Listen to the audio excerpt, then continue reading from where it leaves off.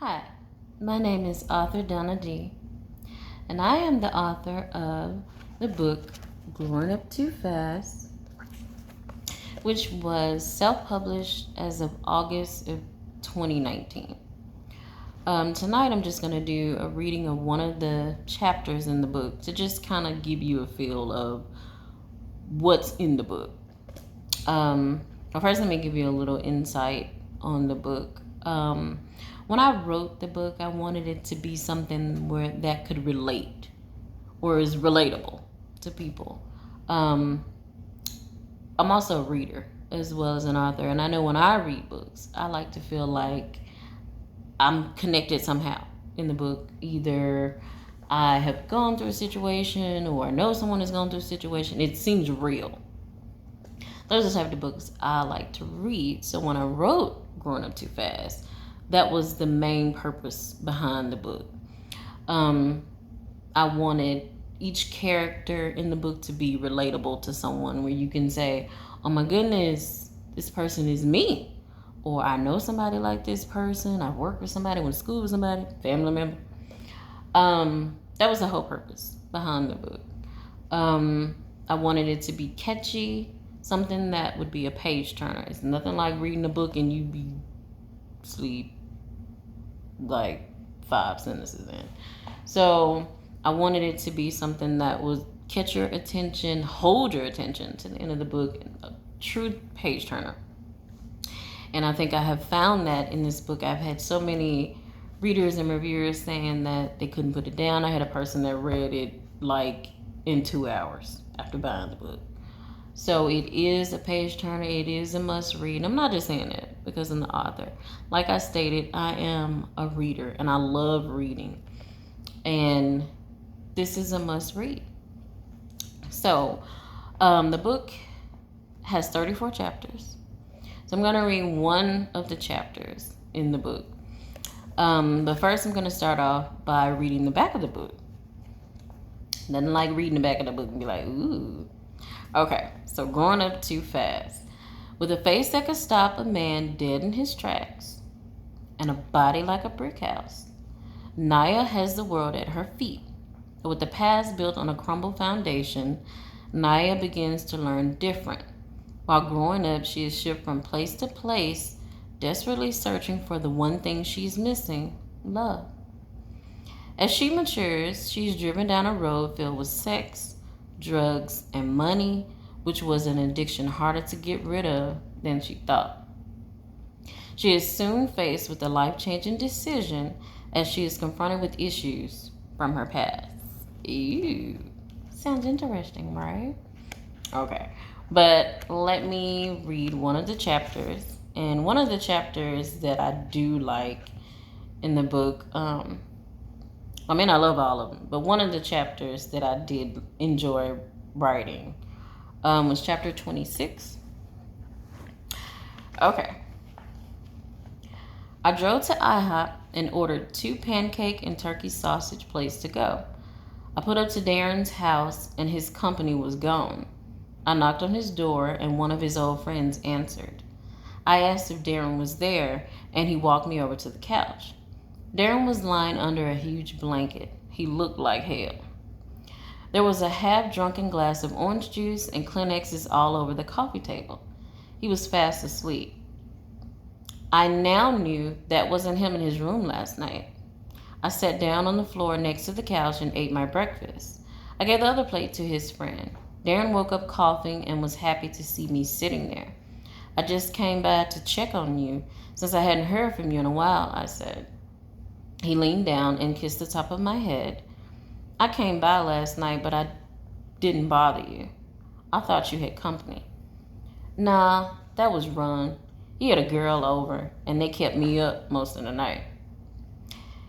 He sat on the floor and leaned his head in my lap. I still enjoyed talking to him and hanging out with him.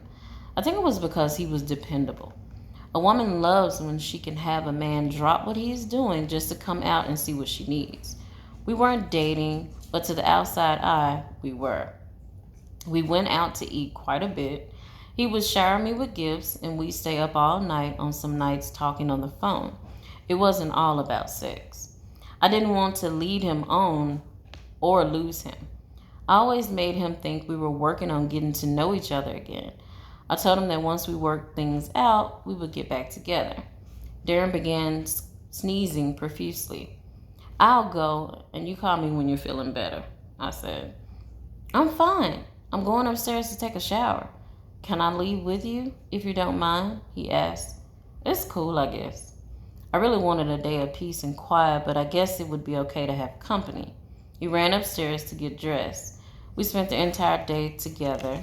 We went to lunch at Bonefish Grill and caught an afternoon matinee movie. We were both in my kitchen preparing baked chicken breasts, steamed veggies, and rice later that evening when the phone rang. I almost didn't hear it over us laughing and the music playing on the stereo. I answered the phone, but the person on the other end was whispering. I stepped into the hall to hear them better. It was Jovan. He wanted to know when he could taste me again. I hung up in his face. I didn't need this shit right now. Didn't he understand it was just a one night stand? Men could be so stupid. Sandra was going to find out something happened if he didn't slow his roll. When I returned to the kitchen, Darren had a sly smile on his face. Warn your niggas not to call when I'm over, he said. I played it off as a wrong number. He set the table as I put the finishing touches on dinner. It was cool outside, so we decided to relax out there for a bit. We sat on my lawn furniture on the balcony. I could smell the rain in the air. We sat close to each other under a fleece blanket. I got lost in his intoxicating body aroma. I leaned my head into his chest and dozed off. The loud crashing of thunder woke us up. We quickly gathered our wine glasses, pillows, and blankets and ran inside. He ended the night on a perfect note. I had to go to work in the morning, so he left early. He kissed me on the back of my hand and ran to his place in the rain. I slipped on my nightclothes and got in bed. I had a big day ahead of me in the morning. I was given the opportunity to start a new article in the local paper. It would be a small section about young urban life in the metro city. I hoped people would be drawn to it and make it popular. Right when I was about to doze off, my phone rang again. I readied myself to curse Jovan out, but it was Kima. I've been looking for you all night, girl, I said. Jovan told me this morning what's up. Nothing much, I said, lying. I was glad Jovan didn't tell her about me stopping by. Who was that fine-ass guy you left the club with? An old friend. You are so nosy, I said. I'm sure he was. But anyway, I called to tell you what happened. Sandra called me crying not too long ago. She said she returned home early this morning and Jovan was lying across the bed naked. When she got in bed to join him, he pushed her away and told her he was too tired to do anything. She even tried sucking his dick and still nothing, not even a flinch.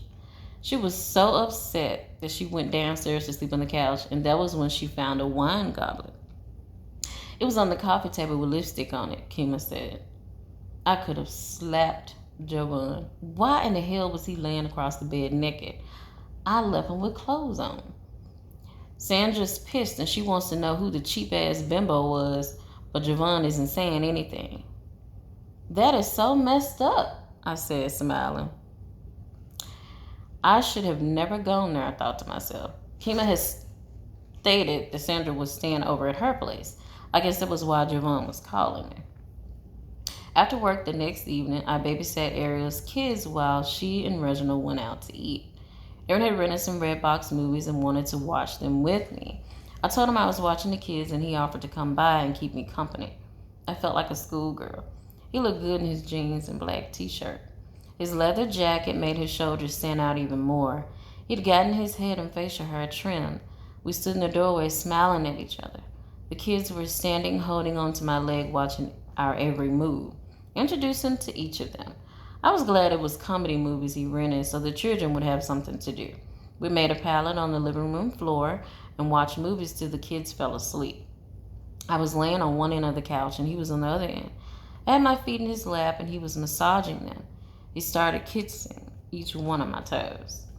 I tried to make him stop because I didn't want the children to wake up. He got up and came over to my side. He wrestled me down until I gave in. I checked the little ones, but they were dead asleep. We were getting undressed when I heard Ariel talking outside the door. Ooh. We rushed and put our clothes back on. I didn't tell her I had hooked back up with Darren or that he was coming over. I knew she would be mad when she saw him. The door creaked and slowly opened, and we jumped back up on the couch. We were sitting in the dark, and Reginald cut on the light. Era cut her eyes at me. She must have known something was about to go down. So running with dogs again, I see, she said. Girl, I don't get you sometimes. You are too talented and beautiful for this. He cheated on you, so why are you with him? You need sex that bad? I have Reginald hook you up with one of his boys. I'm tired of being your shoulder to lean on when you get hurt. You have to be mature and notice a dog when you see one. When are you going to stop being a dummy? I glared at her. Darren got up and walked out. Ari knew I was upset, and I understood what she was saying, but she was wrong for bringing it up like that. That was something we should have done one-on-one in private. Reginald gathered the kids and took them off to bed. Ariel was in the kitchen still ranting on about cheaters when I clicked. Will you shut up already? How in the hell are you, of all people, giving me advice? You dated the king of dogs. He got you knocked up 3 times. And after each pregnancy, he left you high and dry. Yet you managed to run back to him. He beat you and never helped out with the kids. He even gave you an STD. Yet you skipped your way back after you were cured. You gave me a place to stay when I needed that. But don't think you can be my mother, Ariel. That is your problem. If you put half the energy into your own children that you put in those men that you pick up, you'd be okay. I am headstrong, and I got a lot going on for myself, which is more than I can say for you, I said. She stood there speechless. I didn't mean for those things to come out, but she pulled them out of me. I grabbed my purse and jacket and went to the door. And another thing. Find you another damn babysitter since I'm so dumb, I said as I slammed the door shut behind me. I got in my car and sped home. She had pissed me off. I hadn't let anyone get under my skin like that since the argument with Sandra. A call came on my way home and told her what happened. After I got off the phone with her, I left a message on my mother's phone. She and her new man were on a cruise. She had called me the day before I came home and told me they would be gone for a week. I was so happy she was getting back into the groove of things, but I needed to talk to her. I didn't leave a bad message. I just said I missed her and to call me when she returned. I put up to my complex and saw Darren sitting on the bottom of my steps. He looked so sad. I walked up to him and he leaned his head face first into my stomach. I rubbed his head and assured him everything was cool. I wish I could take it all back. I always hated that saying, once a cheater, always a cheater. Once and for all, I'm going to prove that saying is false, he said. The next 2 months flew by like a breeze. Darren and I were seeing so much of each other. We still hadn't confirmed anything, but we were getting close again. He had given me the key to his place. That Labor Day weekend, I had planned to take a flight to see Dana in Atlanta. He was sad to see me go, but I missed her and wanted to see her. He dropped me off at the airport. I couldn't do it. I was too nervous. I didn't want those bad memories I buried in the back of my mind about Atlanta to come back. I apologized to the luggage guy who had to retrieve my bags from the plane. The attendant told me that I wouldn't be able to get my money back, but I didn't care. I just knew I couldn't get on that plane. I would call Dana as soon as I got home and tell her a fake story about why I couldn't come. I called Kima to pick me up because I knew Darren would be upset that I chickened out after I made so many plans. I didn't want her to take me straight home, so I decided to go by her house first. We went and got sub sandwiches and kicked it at her crib. It was getting late, so I had her drive me to my house. I hopped in my car because I had some errands to run. I drove to Ariel's house. I wanted to make it right between us. I had stopped by Hallmark and bought the perfect card. It said all the words I couldn't say. She was pulling up with groceries. I blew my horn so she could see me. I got out and walked up to her.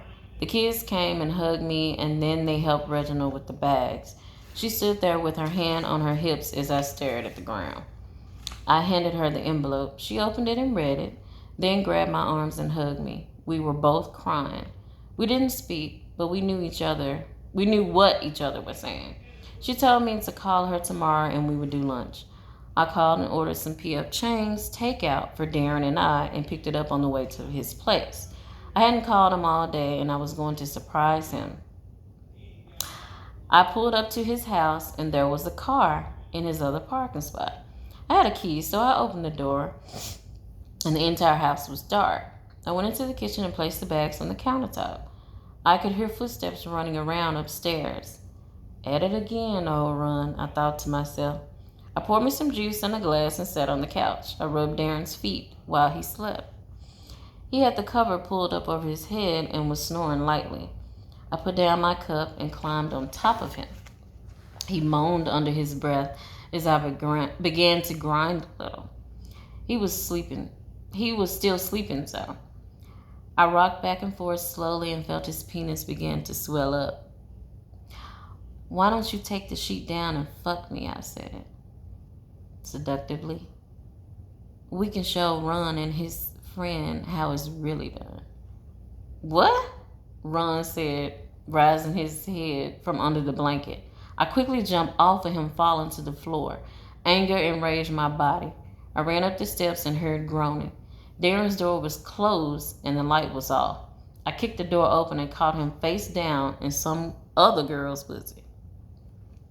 Oh my God, the female said, sitting up. What are you doing here? Darren said, jumping up. You fucking bastard. You haven't changed a bit. You're still the same lowlife you were before, I said, throwing his keys at him. Naya, wait a minute, he said, scampering to get up. Who is she? The young girl asked, covering her breast with her hands. Nobody, apparently, I replied. Baby, please, he said, grasping at my arm. Get your hands off of me. Don't you fucking touch me. I don't want to hear your lies. I stormed out. I went back into the kitchen and got my food and drove to Ariel's house. We sat on her porch as I gave her a rundown on what had just taken place. I can't believe he did it to me again. I'm such a fool, I shouted. I told you so. Just doesn't seem right at this particular moment, she said. She held my head as I leaned on her shoulder and cried. She was truly my best friend. Ariel was right, although I hated to admit it. Again, that was just one chapter out of the book. Each chapter is kind of like that, filled with drama, romance, love. It's a little bit of all. Reading this book, you're going to be on an emotional roller coaster. You're going to be angry. You're going to be happy. You're going to be sad. You're going to be disappointed. You know, it's just one of those reads that is real like life. So I hope that reading of that one chapter intrigued you to maybe purchase the book or have some kind of interest in the book. You can always inbox me or message me. Also, go and like my Facebook page, my author Facebook page. It's Author Donna D. To just continue with me along my writing journey. I am writing part 2, so you really need to get part 1. I'm currently writing part 2, which is entitled Love is a Two-Way Street. I'm hoping that can be out later this year or by the beginning of next year. You know, COVID just kind of came in like a whirlwind and just took over a lot of things. But I hope you enjoyed this read. And I may continue to do this throughout the year. I don't know. This was just something that I decided to do. So again, I hope you enjoyed the reading. And my name is Author Donna D. And this was Growing Up Too Fast. Thank you. Have a good night. Stay safe.